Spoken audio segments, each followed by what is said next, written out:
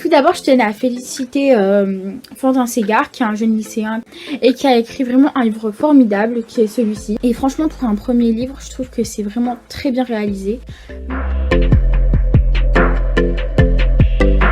L'histoire d'un jeune New-Yorkais qui s'appelle John.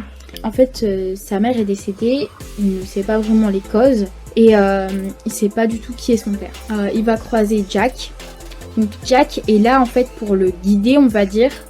C'est une sorte de messager. John va aller avec Jack et ils vont se retrouver dans une sorte de pays qui est décrit comme Athènes, la ville en Grèce.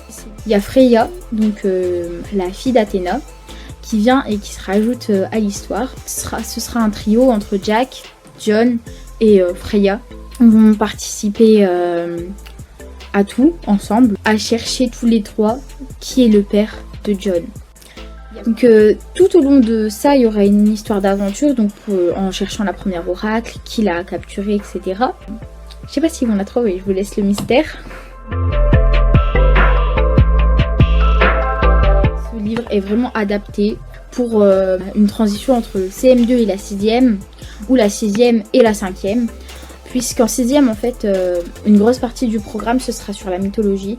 Et ce livre, vraiment, contient beaucoup de choses très importantes, mythologiques, etc.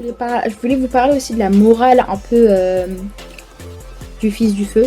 Donc l'apparence, en fait, il faut pas s'arrêter à l'apparence. C'est pas l'apparence qui compte. Loin de là, justement.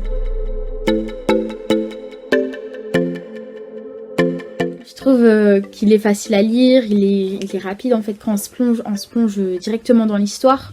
C'est attirant, ça en jette. Et donc du coup, c'est pour ça que je vous le conseille.